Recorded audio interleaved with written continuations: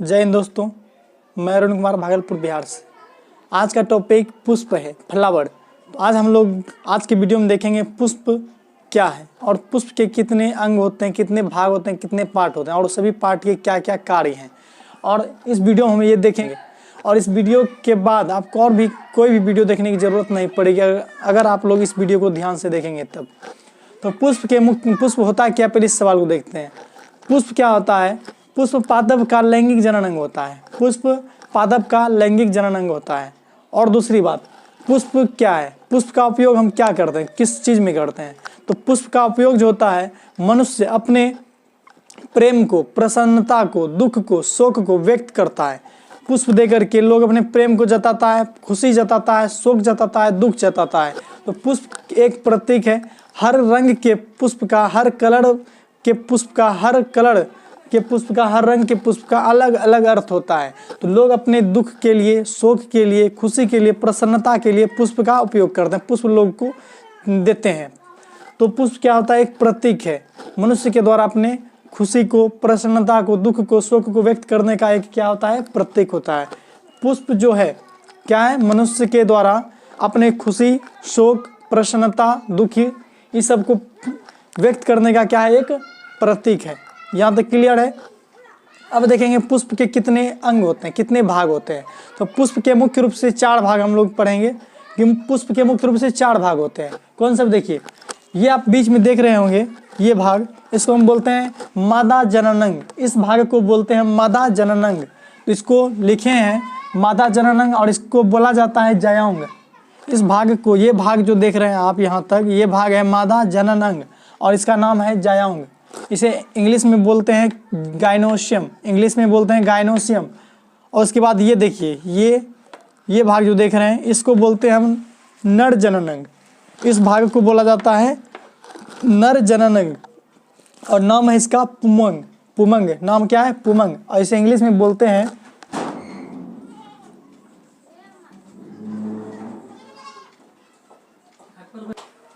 और इसका नाम है पुमंग। तो ये जो आप भाग देख रहे हैं, ये इसे हम पुष्प का नर जननांग बोलते हैं और इसका नाम है पुमंग। इंग्लिश में इसे एंड्रोसियम कहते हैं। तो ये दोनों भाग जो है पुष्प में रहना आवश्यक है। या तो किसी पुष्प में दोनों रहेगा, ये भी और ये भी, या तो किसी पुष्प में या तो ये रहेगा या तो ये रहेगा। तो या तो नर और मादा दोनों भाग रहेंगे, या तो कोई नर होगा या तो मादा होगा, दोनों में से कोई एक रहेगा। तो ये दोनों भाग जो होता है पुष्प का आवश्यक भाग कहलाता है। तो पुष्प के ये दोनों जो हैं, ये दोनों, इस दोनों भाग को हम लोग बोलते हैं आवश्यक भाग। आवश्यक पार्ट होता है ये। तो हम लोगों ने देखा पुष्प के 2 आवश्यक भाग होते हैं। अब देखते हैं 2 सहायक भाग कौन कौन से हैं। तो ये देखिए, ये जो आप देख रहे हैं, ये भाग हर पुष्प में अलग अलग रंग के होते हैं। किसी पुष्प को आप लोग देखते हैं उजला होता है, कोई पीला होता है, कोई गुलाबी होता है। हर पुष्प का कलर अलग अलग होता है। तो ये भाग जो होता है, ये कलर होता है, रंगीन होता है। हर पुष्प में ये अलग अलग होता है। इसका नाम है दलपुंज। इसे कहते हैं हम लोग, इसे दलपुंज कहते हैं इस भाग को, जो कि रंगीन होता है। हर रंग के पाया जाएगा ये हर पुष्प में। और इसे इंग्लिश में कहते हैं कोरोला। इंग्लिश में से इस भाग को बोला जाता है कोरोला। और ये भाग जो है क्या है? ये भाग सहायक भाग, ये सहायता करता है इस दोनों, ये जो आप देख रहे हैं नर और मादा भाग को, इसको बचा के रखता है, इस तरह से ढके रहता है ताकि इसको कोई हानि नहीं पहुंचा पाए। ये सहायता करता है इसको बचा के रखने में, इसीलिए इसका नाम है, इसे बोलते हैं सहायक भाग। एक ये हो गया सहायक अंग। और दूसरा देखते हैं, यह हम छोड़ दिए हैं, इस तरह से देखिएगा रहेगा, इस तरह से छोटा छोटा यहाँ पे रहता है नीचे में पुष्प के। तो ये भाग जो होता है इसको कहते हैं बाह्य दलपुंज। बाह्य दलपुंज और इंग्लिश में से कहते हैं केलिक्स, CALYX, केलिक्स। इस भाग को कहते हैं केलिक्स। और आप लोग देखेंगे हर पुष्प के नीचे में कुछ भाग होते हैं हरे हरे जैसे पत्ते होते हैं, उसका नाम है बाह्य दलपुंज, उसे हम इंग्लिश में केलिक्स कहते हैं। ये भाग हर पुष्प में हरा ही पाया जाएगा। तो ये भाग जो नीचे रहता है, इस भाग को हम केलिक्स बोलते हैं। ये हर पुष्प में हरा ही पाया जाएगा। इसका काम क्या है? पुष्प को इस तरह से पकड़ के रखना। तो ये भाग जो देख रहे हैं ये इसको बचाने का काम करता है और ये पुष्प को इस तरह से पकड़े रहने का काम करते हैं नीचे से। तो ये आपका हो गया सहायक भाग। तो 2 सहायक भाग होते हैं और 2 आवश्यक भाग होते हैं, एक ये और एक ये। तो 2 सहायक भाग और 2 आवश्यक भाग। तो पुष्प में मुख्य रूप से 4 भाग होते हैं, 2 भाग को हम लोग सहायक बोलते हैं, 2 भाग को आवश्यक बोलते हैं। तो याद रहेगा आप लोग को कि पुष्प के मुख्य रूप से 4 पार्ट होते हैं, 2 पार्ट आवश्यक, 2 पार्ट सहायक। आवश्यक में नर जननांग और मादा जननांग और सहायक में दलपुंज और बाह्य दलपुंज हो गया। अब हम लोग देखते हैं इसे, ये क्या कहलाता है। देखिए ये नर जननांग है, नर जननांग के ऊपरी भाग जो है ये, इसे हम लोग बोलते हैं एंथर बोलते हैं, एंथर बोलते हैं। इस भाग को नर जननांग के ऊपरी वाले भाग को एंथर बोलते हैं। इसे हिंदी में हम लोग परागकोश कहते हैं, परागकोश। और यहाँ देख रहे होंगे आप लोग, यहाँ पे जुड़ा हुआ इस तरह से ऐसे है, इस तरह से जुड़ा हुआ इसे यहाँ पे। तो ये जो जुड़ा हुआ भाग इसे हम लोग बोलते हैं योजक, योजक बोलते हैं इस भाग को। और इसे इंग्लिश में बोला जाता है कनेक्टिव,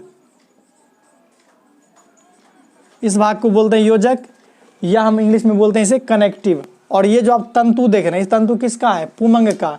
इसे हम पूरा को क्या बोलते हैं, पुमंग। तो पुमंग का जो धागा जैसा संरचना है पुमंग का, इसे बोलेंगे पुतंतु। तंतु मतलब धागा।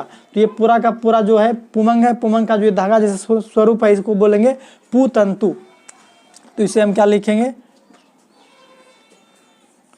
पु तंतु कहेंगे, और इंग्लिश में इसे फिलामेंट कहेंगे, फिलामेंट।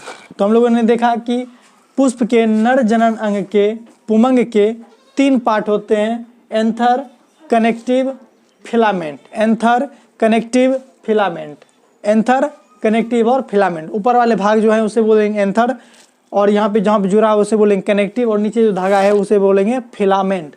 तो नर जनन अंग के 3 पार्ट होते हैं। अब देखते हैं मादा जनन अंग में कैसे कैसे है। ये जो ऊपर वाला संरचना आप देख रहे हैं, ये ऊपर वाला संरचना, इसको बोलते हैं वर्तिकाग्र, इसे कहते हैं वर्तिकाग्र।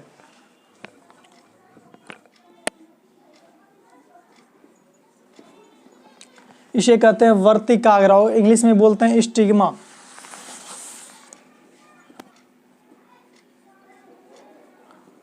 इंग्लिश में उसे कहते हैं स्टिग्मा। और ये बीच वाला भाग, ये बीच वाला भाग जो है इसे कहते हैं,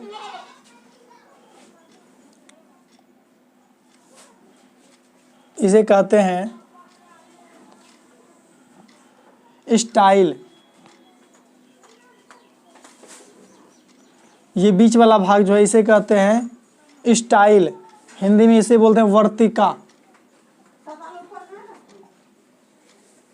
वर्तिका। इस ऊपर वाले भाग को बोलेंगे स्टिग्मा, इसे बोलेंगे स्टाइल। और ये जो आप देख रहे हैं गोल जैसा संरचना, ये गोल जैसा संरचना, इस गोल जैसा संरचना को बोलेंगे अंडाशय। यहाँ लिख देते हैं ओवरी, और हिंदी में लिखेंगे इसे अंडाशय। तो मादा जनन अंग के भी 3 पार्ट होते हैं। ऊपर वाले भाग को बोलेंगे स्टिग्मा, इसे स्टाइल, और इसे अंडाशय। स्टिग्मा, स्टाइल और अंडाशय। अब देखते हैं यहाँ इसे क्या कहते हैं, नीचे वाले पार्ट। ये पुष्प को देखिए कैसे क्या क्या है, इसे पकड़ा हुआ है।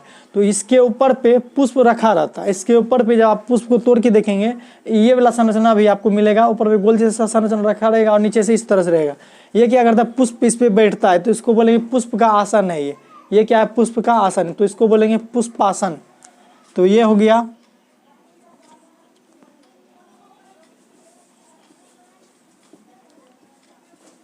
तो ये भाग जो है, ये भाग हो गया पुष्पासन, और इंग्लिश में से कहेंगे थैलेमस, थैलेमस। तो इस तरह से हमने देखा कि पुष्प में कितने कितने अंग होते हैं, कौन कौन से अंग होते हैं, पुष्प क्या है।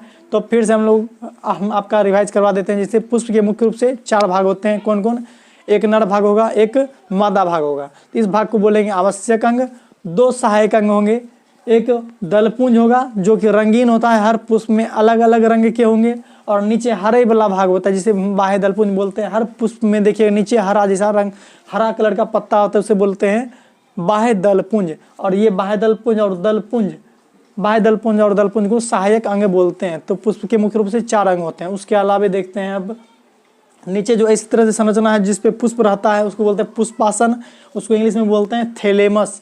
अब देखते हैं कि नर जननांग के कितने अंग होते हैं, भाग होते हैं, पार्ट होते हैं। नर जननांग के 3 पार्ट होते हैं। ऊपरी वाले पार्ट को बोलते हैं एंथर, जहाँ पे जुड़ा हुआ है एंथर उसको बोलते हैं कनेक्टिव, और जहाँ से तंतु निकला हुआ है पुमंग में उसको कहते हैं फिलामेंट। एंथर, कनेक्टिव और फिलामेंट, एंथर, कनेक्टिव और फिलामेंट। तो नर जननांग के 3 पार्ट होते हैं। फिर देखते हैं मादा जननांग। मादा जननांग में भी 3 पार्ट होगा। ऊपरी वाले भाग को बोलते हैं स्टिग्मा, और ये भाग को बोलते हैं स्टाइल, और नीचे वाले गोल जैसी संरचना जिसको बोलते हैं ovary. Stigma, style, ovary, stigma, style, ovary. तो आप लोग को याद रहेगा पुष्प के मुख्य रूप से 4 पार्ट होते हैं, 2 सहायक 2 आवश्यक। सहायक भाग में आ जाएगा आपका नर जननांग और मादा जननांग, नहीं सॉरी, सहायक में आ जाएगा आपका दलपुंज और बाह्य दलपुंज, और आवश्यक में आ जाएगा नर जननांग और मादा जननांग। उसके बाद आपका नर जननांग में 3 पार्ट होंगे, कौन सा?